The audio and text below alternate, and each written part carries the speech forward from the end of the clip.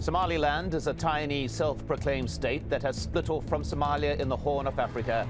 And a peaceful run-in to presidential elections, just one example of what sets it apart from its neighbor. Why has Somaliland succeeded in creating effective governance and a viable economy, while Somalia tops the list of failed states in the world with rampant lawlessness and piracy? This is Inside Story.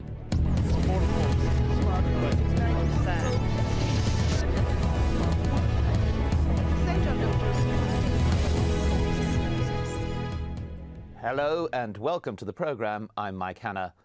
The self-declared Republic of Somaliland is holding its second presidential election in 8 years. The current president, Dahir Rial-Kahin, will contest his position against candidates from two opposition parties, Kumiye and UCID. The region, which declared independence from Somalia in 1991, is an area of relative calm. Mohammed Ado reports now from Hargeisa on a vote that's been delayed for almost 2 years.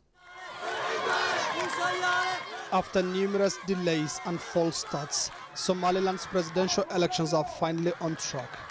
And as the political campaigns hit the home stretch, a carnival mood is engulfing the breakaway nation. We might not be internationally recognized, but we are no doubt progressive. We want our elections to be an example of peace and democracy to the entire Africa. Political parties have been forced to obey a strict code of conduct. Each has been rallying its supporters on a different day to avoid confrontation between euphoric and enthusiastic followers. There is a charged political atmosphere on the streets of the capital, Hargeisa, as party supporters try to outdo each other in a parade of party colors, songs and symbols. This is no doubt the shrewdest and slickest political campaign the people of Somaliland have ever witnessed. The commission charged with organizing the poll says everything is in place for polling day and anticipates very few problems.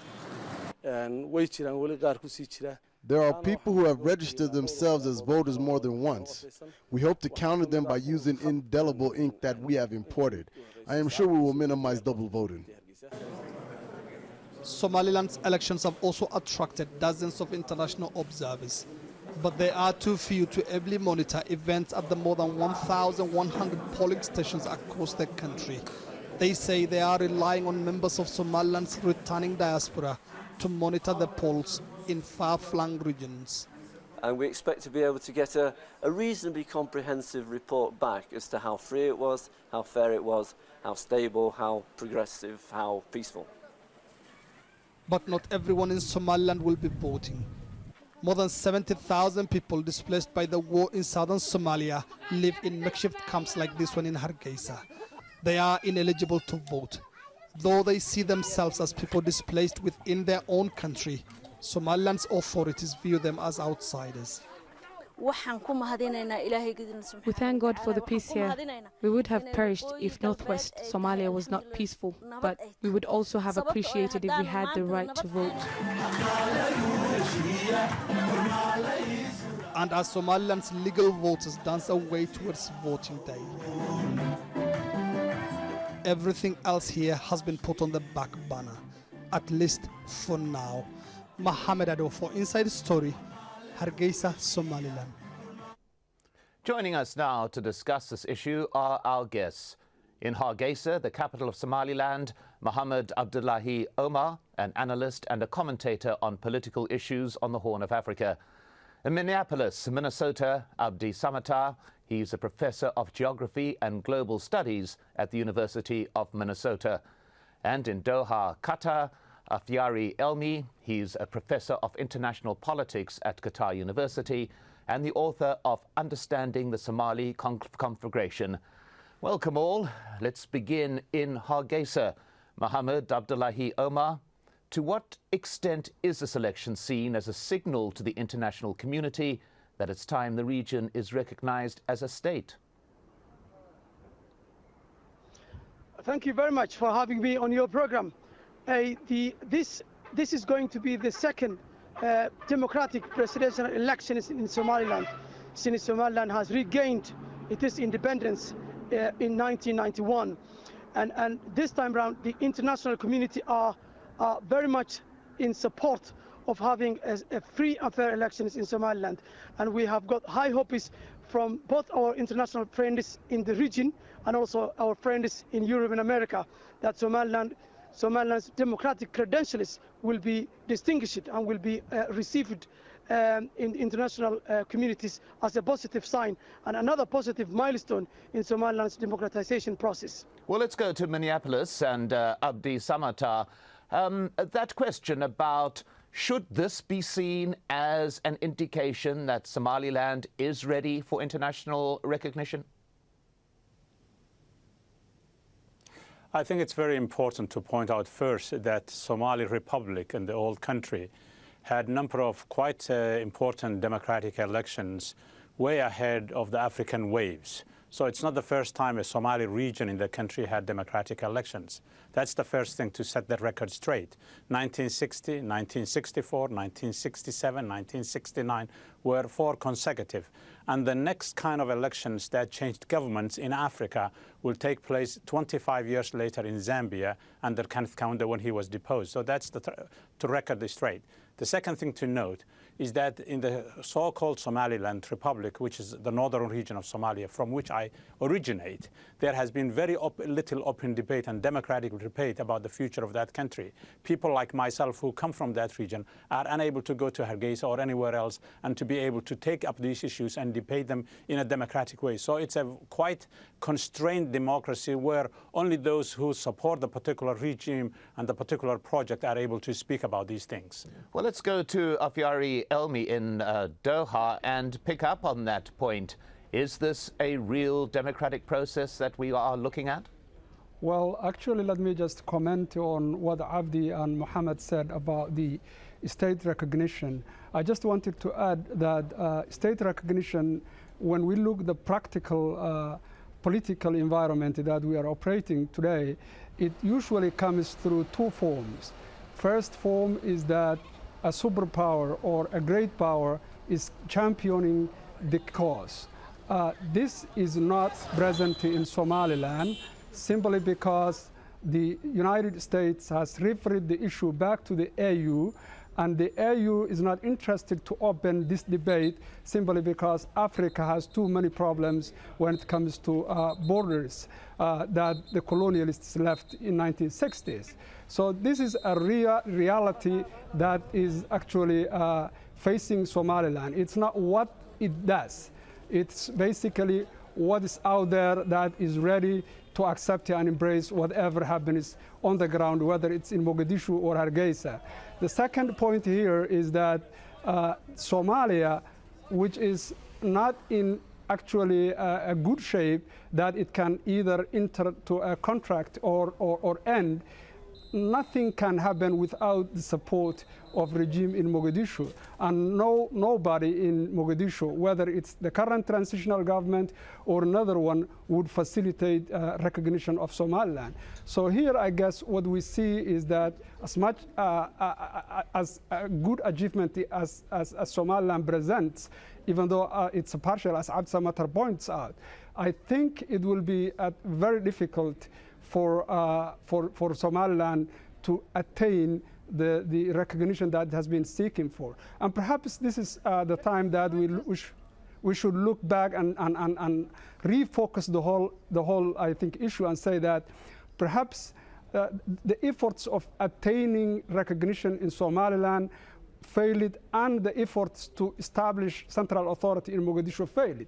Why don't we just entertain a new idea and perhaps try to establish a Somali state from Hargeisa? Well, let's pick up on that point a little bit later. Let's just go to Hargeisa and Mohammed Abdullahi Omar. You had something you wanted to say? Yes, please. Can I just make a comment here? The independence of Somaliland is based on a referendum held in Somaliland. The majority of the people in Somaliland has opted to regain their independence from Somalia after the Somali state has collapsed in 1991. So the statehood is based on the wishes and the aspirations of the people of Somaliland. That's the legal basis for which Somaliland builds on its independence. In terms of the recognition, we have had a delegation from the African Union in 2005. that has sent a mission, a fact-finding mission to Somaliland. And what they said was, the report they produced has highlighted that the issue of Somaliland's recognition is actually unique. It is not a region seceding from an African state. It has got a historical uniqueness. Somaliland has been an independent nation when it won its independence in 1960, and it has voluntarily joined with Somaliland. In fact, the Act of Union between Somalia and Somaliland has never been ratified or has never been signed by both states. So the issue about the recognition is not anymore any legal issue. It is actually about the political. Whether the African states or the European states want to recognize Somaliland, it doesn't depend on whether Somalia wants it to happen or whether it is legal or not. It is actually a political choices which can be made by any independent state. Well, let's get Abdi Samatar's response to that particular point in Minneapolis. Well, there are two issues here. One, it's not quite true that the Act of Union was not signed. The Act of Union was signed and then voted on by the Somali Parliament, which was democratically elected by the Somali people from across the whole country after independence of the two territories. The second thing to note is that the democratic people of northern region of Somalia and the democratic people of southern Somalia, without fear and intimidation, were able to go to the polls in 1961 to vote for a constitution which specified the nature of the union, and for that to be sort of nullified now, then the two people must be able to come back together. I think Dr. Elmi's point is quite valid here, and that is, if the people of the North want to take a lead in the administration of the whole country, they have every opportunity to do so. But the so-called sort of a referendum which took place in the early part of 1990s, one needs to know that there was a great deal of intimidation, there was a great deal of fear. People were terrorized to vote this way. For instance, myself, who come from the western part of that region, cannot go to that place to be able to democratically debate these sort of things. So it's a fabricated, coerced independence process. Let's hear from the legal Hargeisa. bind of the Constitution of 1961. Well, can I just chip in here? If Mr. Samatar has imposed a self-exile for himself, that's a choice he makes. I don't think he has been Somaliland for 2 decades or more than 3 decades, but that's a choice he made. That's not the point we're discussing here. The point we're discussing here is the legality of Somaliland's independence, which is based on the wishes and the aspirations of the people in this country. In 2001, we have had a referendum which has been witnessed by members of the international community, and it has been declared by a free and a fair referendum.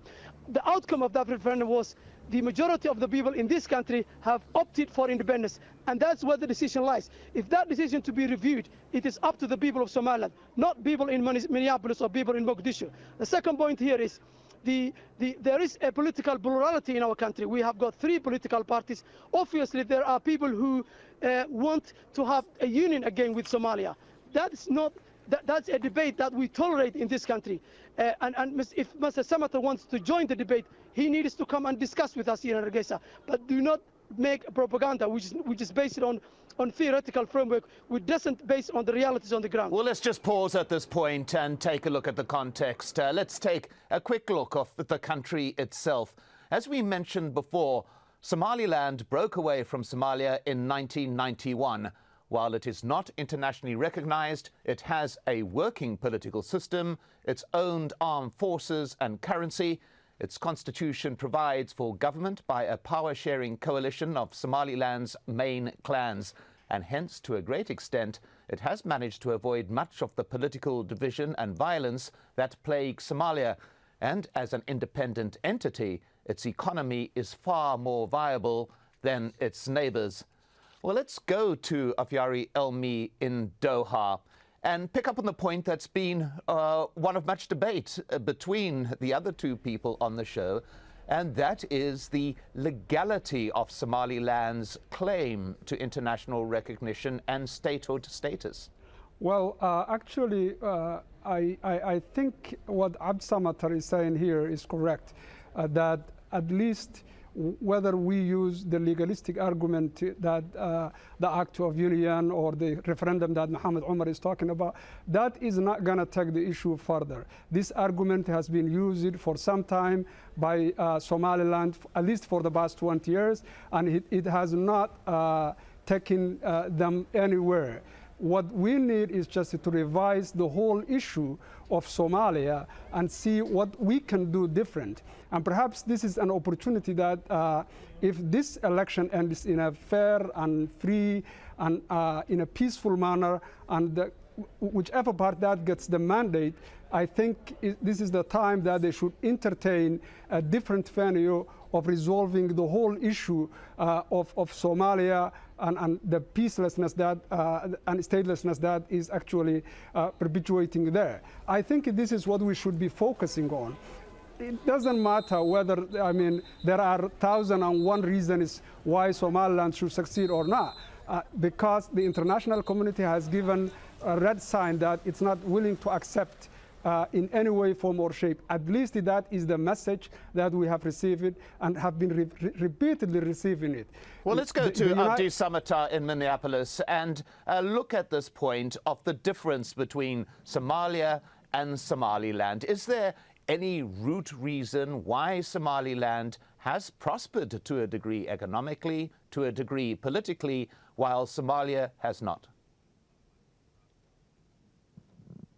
Well, there are two reasons. One, first of all, the local populations, regardless of the elite that wants to sort of hijack the Somali project, have been quite careful to make sure that peace prevails here. But the reason why Mogadishu is not able to settle down peacefully is because, one, there is greater deal of international involvement. Ethiopia is deeply involved in making sure that the warlords run that place and that they have a government that's sort of a supplicant to the government of Ethiopia. That's the first thing. The Ethiopian government also wants to make sure that if the folks in the so-called Somaliland Republic make any noise about Somalia, they can subvert that project. The Ethiopian troops are able to move in and out of Somaliland at their will. Finally, I think it's very important to demystify the so-called flourishing economy. If you were to go to Mogadishu when the Union of the Islamic Courts were dominant in that place in 2006, vast number of Somalis from the north were willing to come to Mogadishu. And so I think Afira's point is quite valid here. And that's to say that the folks in the north have an opportunity. If the claim is that the south has sort of robbed them in the 1960s, which is not actually accurate statistically speaking, they have an opportunity to say, stop the mess that has been happening in the last 20 years. Hargeisa is the capital of the country called Somalia, and the whole population in the whole country will come to rally behind that. Finally, I think it's also important to note that there are other regions of the country, Somalia, that have been quite peaceful. The northeast have been peaceful. And the last point I would like to make is that the so-called referendum, the people of the northeast of the so-called Somali Republic were not able to vote. Secondly, people in many parts in the north itself have been coerced to vote or did not vote. So if one wants to manufacture history and then vindicate the claims that politicians are making on the basis of that false history, then one is entitled to that. And finally, I did not impose myself to be an exile. I've been forced out of that country, and he has just pointed out, the gentleman from Hargeisa said that people who don't want this country. This is my country as well. Well, let's hear from Muhammad Abdullahi Omar in Hargeisa. And democratically in Hargeisa. Please. Well, the people in Somaliland are very pleased with the democratization process and the peace and stability they have. Somaliland has had, for the last 19 years, we have had a peaceful transfer of power from one administration to another administration. We are now facing the second democratic elections. That shows that the Somaliland's democratic system is mature, based on discussions, based on democratic values, and that reflects the wishes and aspirations of the people in Somaliland. The issue about the contact with the international community, we have been receiving a lot of international support. The democratic system and the elections have been funded by the international community. Somaliland has got a diplomatic relationships with the neighboring countries, including Ethiopia. We have a long border with Ethiopia where we have got the responsibility to secure from both sides.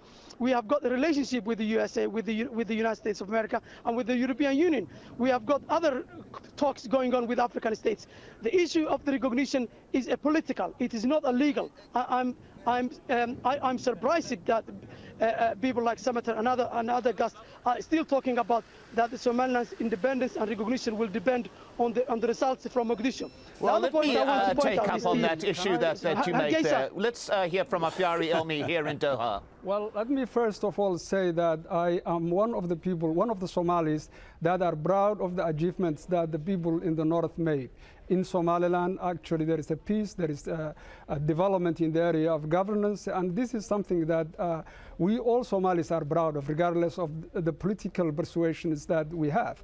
So that is beside the point. Here is actually the issues that we all share, that we are debating, and I hope that Mohammed understands it that way. We're not denying the achievements that Somaliland has made. That is clear. What I want just to add here is that where do we go from here? Is this sufficient just to stay and seek a recognition that is not coming, even if it's a political or not?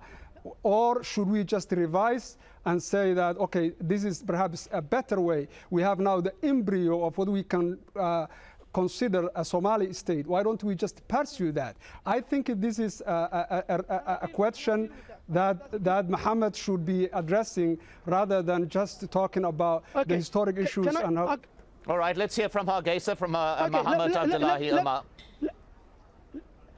Let me deal with this issue.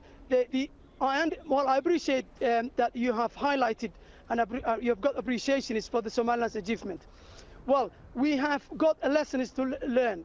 If you're talking about making it stable in Somalia, obviously Somaliland has got responsibility, and I think the next government will have to take that into account of supporting ways of making Somalia stable. Because we have had 19 years of peace, we have used the traditional systems, we have got a bottom-up system in order to democratize our system. We never had any international involvement in running our politics. These are useful lessons. I think the problem in Somalia was there has been too many international involvements. So yes, there are lessons to learn from Somaliland in terms of making Somalia a peace and stable. Well, briefly, let's go to Abdi Samata in Minneapolis and get his opinion on that. Well, I think there are a number of issues here that has been clouded by the rhetoric. One is to say that the way in which the system of governance is established in Hargeisa is fragmented and based on tribal affiliation rather than common citizenship. So if a particular minister from a particular clan is running a particular ministry, then those who are not from that particular group are second-class citizens in that project. So to use the so-called traditional system, which is a really euphemism for a tribal politics, is not going to achieve much. Secondly, I think Afyari Elmi is absolutely right. The people of the North have made a lot of achievements.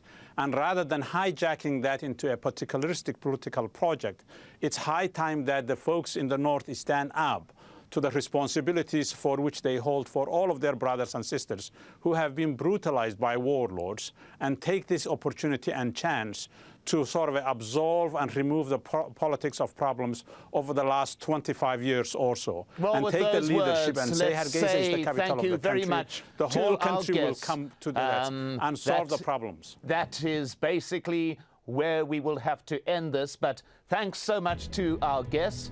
In Hargeisa, Mohammed Abdullahi Omar; in Doha, Afyari Elmi; and in Minneapolis, Abdi Samata. And thank you so much for joining us here on this edition of Inside Story. We welcome your comments and suggestions. Please email them to us at insidestory@aljazeera.net. I'm Mike Hanna. Goodbye for now.